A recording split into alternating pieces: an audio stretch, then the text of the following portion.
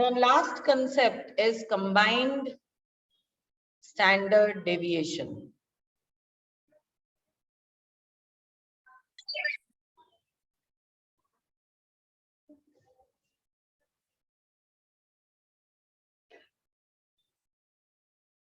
Combined standard deviation, अगर मेरे पास दो डेटा है, डेटा 1, डेटा 2, N1 और N2 उसके नंबर ऑफ ऑब्जर्वेशंस है।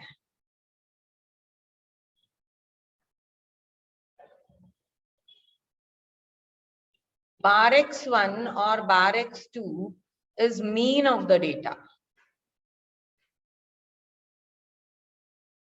and standard deviation 1 and standard deviation 2 is standard deviation of data. Actually तो standard deviation को हम लोग हमेशा इससे भी दिखाते हैं, सिग्मा से। तो एस भी स्टैंडर्ड डेविएशन ही है और ये छोटा सिग्मा भी स्टैंडर्ड डेविएशन ही है। बस इस फॉर्मूला में उन्होंने एस को यूज किया है, तो इसलिए हम लोगों ने भी एस को यूज किया, सो दैट आपको कंबाइंड स्टैंडर्ड डेविएशन भी ध्यान में आ जाए। Now when I have to find combined standard deviation, इसका मतलब क्या है कि मुझे बस यही इंफॉर्मेशन मिली है दोनों डेटा की मिलके, I have only got this much of the information. Okay, अब मैं इसका क्या कर सकती हूँ, मेरे पास पूरा डेटा तो है नहीं, अगर पूरा डेटा होता तो हम लोग पूरे डेटा को मिक्स करके we would have found standard deviation the way we always find out, लेकिन यहाँ पे बस इतना ही पता है, तो हम लोग पहले निकालेंगे combine mean. Combine mean, combine mean is denoted by bar x, इसे बार एक्स रीड करेंगे आप, बार x12 is combine mean, it is n1 bar x1 plus n2 bar x2 whole thing upon n1 plus n2। अब जबकि मेरे पास combine mean आ गया, तो मैं deviate करूंगी कंबाइन मीन को, बाकी इंडिविजुअल मीन को कंबाइन मीन से, और वो होगा deviation 1 bar x1 minus bar x12। It can also be bar x12 minus bar x1, it doesn't matter, and I'll find out deviation 2, that will be bar x2 minus bar x12, or it can be bar x12 minus bar x2। Okay, I can use any one of this। इससे क्यों फर्क नहीं पड़ेगा, क्योंकि d1 minus हो या plus हो, उसको स्क्वायर ही होना है, तो कोई फर्क नहीं पड़ता। अब आएगा हमारा actual formula for combined standard deviation, which is given as sigma 12 is equals to under root n1 standard deviation square plus n2 standard deviation square plus n1 d1 square plus n2 d2 square whole thing upon n1 plus n2। Okay, we will have our standard deviation like this. This is combined standard deviation. So now let us take an example and let us solve this. Exercise 2.3 में question 1 और शायद question 2 भी combined standard deviation का है। Question 3 से सारे आगे के जो है वो कोएफिशिएंट ऑफ वेरिएशन के है, जो हम लोगों ने ऑलरेडी मैंने पढ़ा दिया है, आपके पास ऑलरेडी उसका वीडियो भी है यूट्यूब पे, आप देख सकते हो। तो क्वेश्चन नंबर 1 हम लोग सॉल्व करेंगे। Question 2, mean and standard deviation of two distribution is 100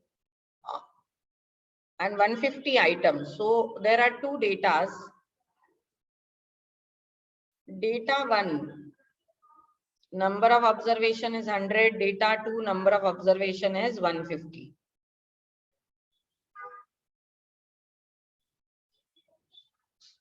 bar x1 और बार x2 भी उन्होंने दिया है। They have given mean is 50 and 550 is mean, 5 is standard deviation, 40 and 640 is mean, 6 is standard deviation. To find the standard deviation of all 250 items taken together, जब वो इस तरह के वर्ड्स यूज करते हैं, टेकन टुगेदर, कंबाइन टुगेदर, तो इसका मतलब हुआ कि हम लोग कंबाइन मीन निकाल रहे हैं। यहाँ पे स्टैंडर्ड डेविएशन 5 है, यहाँ पे स्टैंडर्ड डेविएशन 6 है।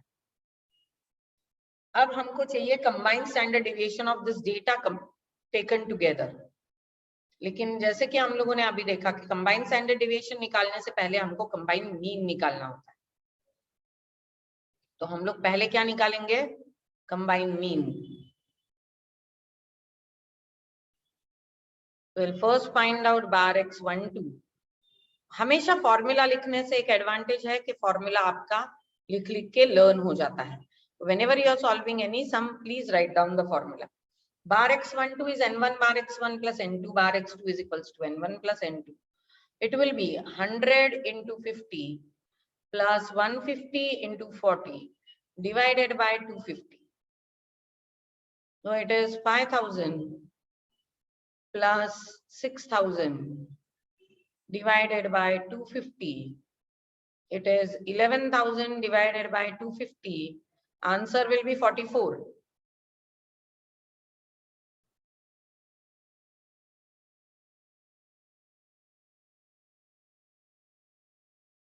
आंसर 44 है। आप ये 0 और ये कट कर दो। आप 5 से अगर डिवाइड करोगे तो 5 and this will be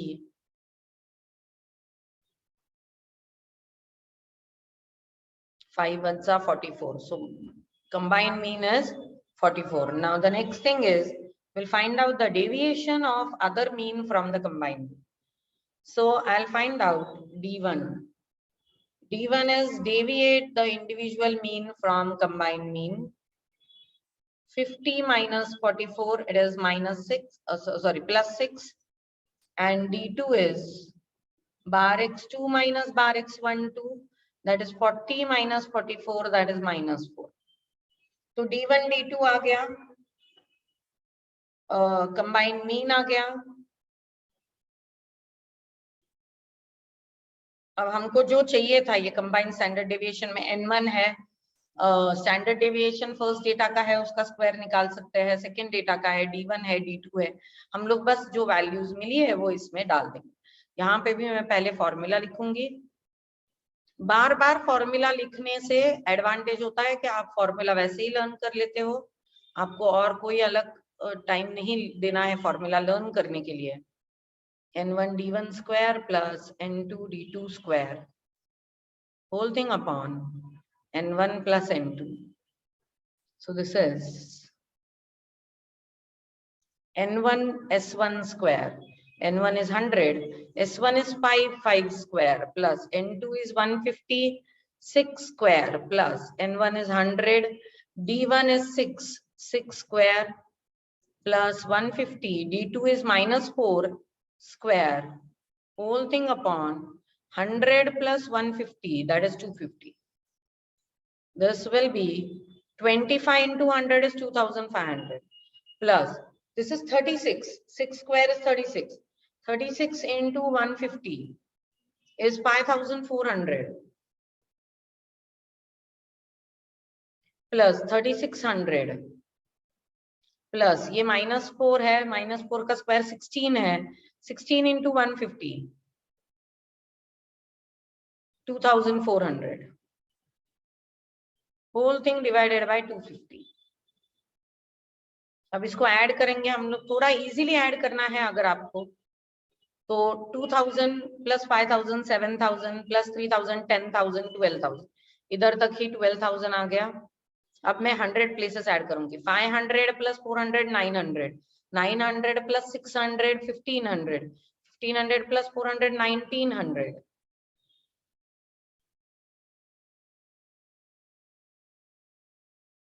So this is 13,900 divided by 250. It is under root 55.6. इसका जो स्क्वायर रूट है वो कुछ 7 पॉइंट आएगा, क्योंकि 55 के आसपास होल स्क्वायर तो 7 ही का ही है। आपने इतना रखा तो भी चलेगा, या फिर उसका स्क्वायर रूट आप निकालोगे तो 7.45। आपने फर्स्ट डेसिमल तक भी अगर स्क्वायर रूट निकाला तो भी ठीक है, सेकंड डेसिमल तक निकाला तो ज्यादा एडवाइजेबल है, कि आप सेकेंड डेसिमल तक उसका स्क्वायर रूट निकालो, and this is your combined standard deviation. क्योंकि हमारे पास कैलसी नहीं है, तो अगर आपको नहीं आता है स्क्वायर रूट निकालना, आप इतना भी रखोगे तो भी चलेगा, लेकिन यहाँ तक तो लेके आना है, क्योंकि यहाँ तक तो सिंपल एडिशन, मल्टीप्लिकेशन, डिवीजन है। Okay, so this is your standard deviation. For a certain bivariate data, following information is available. Mean is 13 and 17, standard deviation 3, 2, size is 10, 10. You have to obtain combined standard deviation. तो हम लोग देखेंगे कि given क्या है. Given is N1 is 10, N2 is also 10. Then they have given you bar X and bar Y. So bar X is given, bar Y is given, standard deviation of X is given, standard deviation of Y is given. So mean is 13 and 17, and standard deviation is 3 and 2. And now they want us to find combined standard deviation. और इसके लिए पहले निकालना पड़ेगा combined mean, that is bar x1, 2. Formula is n1 bar x1 plus n2 bar x2 whole thing upon n1 plus n2. तो n1 क्या है 10, बार x1 है 13. अब ये यहाँ पे बार x1 बार x2 नहीं है, बार x और बार y है, तो हम लोग वो लिख देंगे. डेटा तो दो अलग अलग है ना. 10 into 17 whole thing upon 10 plus 10, that is 20. So this is 130 plus 170 upon 20. This is 100, 100, 200 and 300 divided by 20.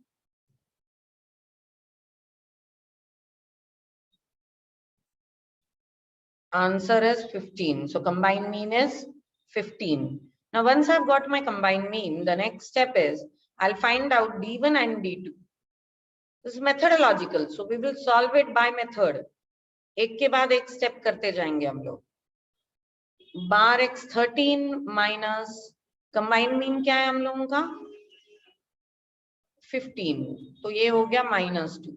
And D2 is bar x2 minus bar x12, that is 17 minus 15, that is 2. अब हमारे पास बार x आ गया, मतलब D1 D2 आ गया, standard deviation 1 और 2 तो already है, तो अब हम लोग निकालेंगे हमारा combined standard deviation, which is n1 x का वरायंस प्लस n2 y का वरायंस प्लस n1 डेविएशन 1 या x का डेविएशन प्लस n2 y का डेविएशन, क्योंकि यहाँ पे उन्होंने x और y दिया है, तो ये x का डेविएशन ही हो गया, ये y का डेविएशन हो गया. Whole thing upon n1 plus n2, it is 100 into this is 3 square. Sorry, it's not 100, it's 10 ना. तो यहाँ पे है 10, 3 square, 10, 2 square plus 10. D1 क्या था -2 प्लस D2 था +2. ये हो गया 20. 9 into 10, this is 90 plus 4 into 10, 40 plus 4 into 10, 40 plus 4 into 10, 40 whole thing upon 20. So this is 90 plus 40, 130, 170, 170. This is 210. It is under root 210 upon 20. That is nothing but under root 21 by 2.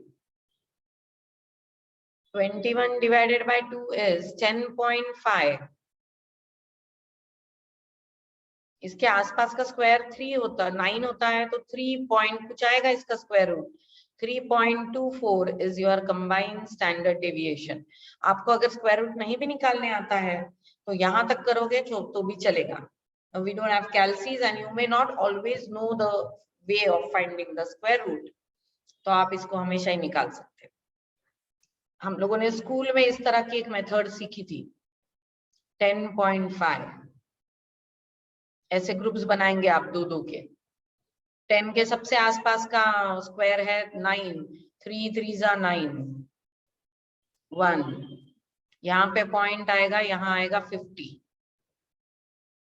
अब आपको एक ऐसा number इधर चाहिए जो इधर और उसी से अगर मल्टीप्लाई किया तो 150 के सबसे करीब वाला होगा। तो मैं 31 से स्टार्ट करती हूँ, 31 इंटू 1 तो 31 है नहीं, 32 इंटू 2।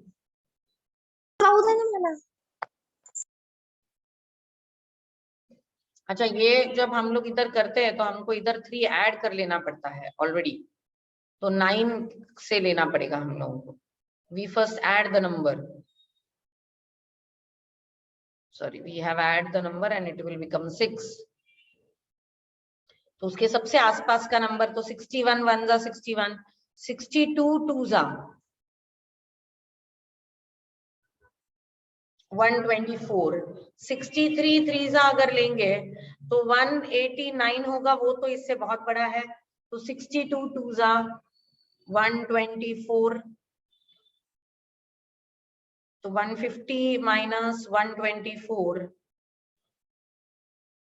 ये आता है 26। अब इसमें हम लोग 2 वापस ऐड करते हैं, ये 64। अब एक ऐसा डिजिट हम लोग इधर लेंगे, तो 641 into 1 should be near by two 2600, क्योंकि 26 तो होगा नहीं, तो मैंने इसके आगे के 0 0 ले लिए। डेसिमल पॉइंट इधर है तो आगे बहुत सारे 0 है, तो 642 इंटू 2 अगर करेंगे तो देखते 2600 के आसपास का नंबर है क्या। This is 4, this is 8, this is 12, नहीं अभी तक तो नहीं है, तो हमको और चेक करना पड़ेगा। 643 इंटू 3, अच्छा रूल ये है कि अगर मैंने 643 लिया तो I should multiply only with 3, no other number. इधर जो ले रहे हैं उसी से इधर मल्टीप्लाई करके देखना है। 9 12 18 19 नहीं, अभी भी काफी स्कोप है। तो 644 लेते हैं इंटू 4, दिस इज 16, 24 25 ये थोड़ा आसपास का है। 645 लेके देखते हैं, 20 22 30 32 ये तो बहुत बड़ा आ जाएगा। 3225 is much greater than 2600, so I'll take 4, this is 2576। इसके आगे करने की जरूरत नहीं है आपको। जब स्क्वायर रूट आ जाता है, डेसिमल पॉइंट के बाद के 2 नंबर आ जाते हैं, आप उसके आगे मत करो, क्योंकि ये तो एंडलेस प्रोसीजर है। ये जब तक 0 नहीं आता तब तक आपको इसको करते ही रहना है। This is how we used to find out square root in school. School में ये मेथड सिखाई गई थी, लेकिन हम लोग यहाँ पे बस 2 डेसिमल पॉइंट तक ही काम करेंगे, उसके आगे नहीं जाएंगे हम लोग, क्योंकि ये तो बहुत एंडलेस मेथड हो जाएगा आपके लिए। तो आ गया फिर आपका standard deviation 3.24, combined standard deviation.